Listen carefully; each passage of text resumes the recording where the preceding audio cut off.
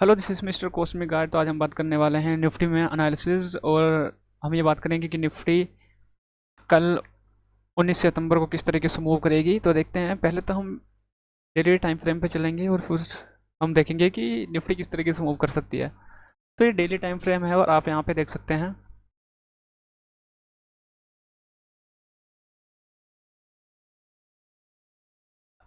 Nifty ने कि hanging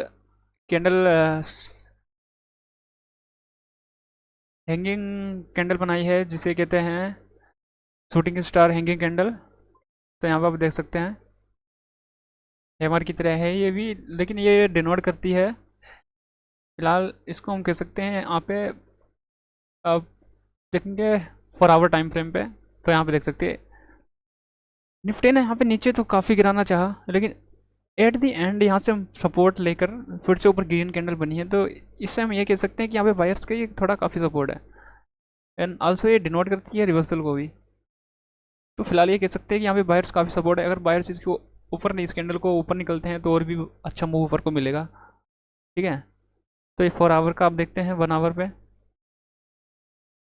तो पहले तो हम अपना एक सपोर्ट जोन निकाल लेते हैं। सपोर्ट और सप्लाई जोन, डिमांड और सप्लाई। तो उसके लिए तो 15 मिनट पे जाना पड़ेगा। तो ये है हमारा, ये रहेगा पहला सप्लाई जोन। सेकंड सपोर्ट हमारा रहेगा कुछ इस जगह पे, और ये अच्छा खासा सपोर्ट है ये रहा। और हमारा कुछ और कोई सपोर्ट, एक हल्का सा डिमांड जोन ये भी है हल्का। तो डायरेक्टली पहले तो हम बात करते हैं 1 आवर। देखो अब यहाँ पे क्या सकते हैं, इसने एक कैंडल बनाई है शूटिंग स्टार, जिसको हम हल्का सा कह सकते हैं इस जगह पे। तो ये डिनोट करते हैं कि थोड़ा बहुत निफ्टी नीचे गिर सकता है, लेकिन ओवरऑल मार्केट का ट्रेंड देख सकते हैं। यहाँ पे ऐसा है, देखिए जितनी बड़ी ग्रीन कैंडल है ये वाली, उतनी ही रेड कैंडल है बड़ी। तो सेम है ऐसा, यहाँ पे कह सकते हैं ये कुछ ऐसा है कि मार्केट में बायर्स और सेलर्स दोनों है, लेकिन एंड दी एंड बायर्स ने डोमिनेट कर दी, इन्होंने दबा दिया है सेलर्स को। अब डायरेक्टली चलते हैं 5 मिनट के चार्ट पे। अब यहाँ पे देखिए तो क्या होता है, अगर मार्केट कुछ गैप ऑफ ओपनिंग, जो भी कई दिनों से मार्केट ऊपर खुल रही है निफ्टी, अगर ये गैप ऑफ ओपनिंग कुछ यहाँ पे होती है तो हम ये पहले देखेंगे कुछ इस तरीके से। अगर ये गैप ऑफ ओपनिंग होती है यहाँ पे, तो इस जगह गैप ऑफ ओपनिंग इस जगह पे होकर अगर ये ऊपर जाकर कुछ यहाँ पे सपोर्ट लेकर ऊपर जाती है ना, तो हम यहाँ पे एक हमें बाय मिल जाएगा, बाइंग अपॉर्चुनिटी।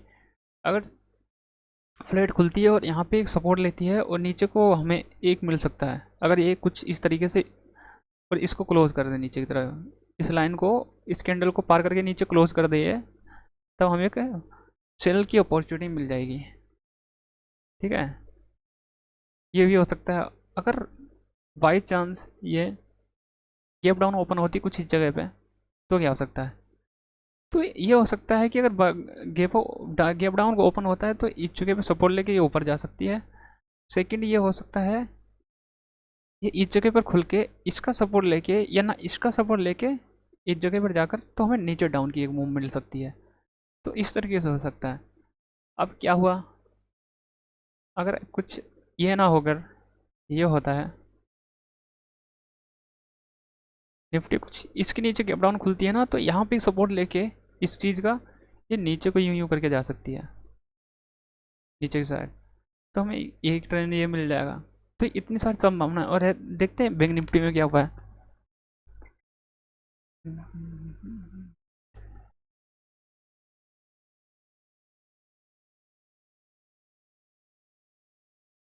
तो बैंक निफ्टी का तो भी कुछ ज़्यादा, इसका पहले डेली कैंडल देखते हैं किस तरीके का बना हुआ है, उसके बाद हम देखते हैं। हाँ, ये भी सेम तरीके से ही है, पर यहाँ पे कह सकते हैं ये इसका एक मेन सप्लाई जोन है। अगर यहाँ पे आकर फिलहाल इतना ऊंचा एकदम से मूव नहीं आएगा, लेकिन ये कह सकते हैं कि अभी इसमें बाई ट्रेंड ही है, क्योंकि ये डिनोट करता है कि सेलर्स तो हावी थे, लेकिन at the and market close खत्म होने तक बायर्स ने फिर से डोमिनेट कर दिया उनके सेलर्स के ऊपर, सेलर्स को दबा दिया। ठीक है। ये और ये 4 आवर टाइम फ्रेम ये देखिए। तो कल का क्या रहेगा, तो डायरेक्टली हम पहले यहाँ पे एक तो हमारा सपोर्ट ये वाला रह जाएगा, ये बन जाएगा हमारा सपोर्ट, ठीक है। और दूसरा सपोर्ट हमें मिलेगा इस जगह पे, ये रहा दूसरा हमारा सप्लाई जोन, मतलब पहला सप्लाई जोन, ठीक है।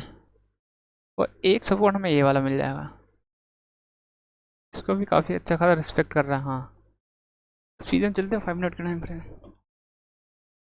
तो अब क्या हो सकता है, अगर निफ्टी गैप अप ओपनिंग होती है कुछ इस जगह पे, जो कि हो रही है कई दिनों से, इस जगह पे होते होते तो एक ही है यहाँ पे, अगर कुछ प्राइस एक्शन इस तरीके से बनाती है सेल की साइड, तो आपको एक नीचे का मूव ले सकते हैं, आपको मिल जाएगा।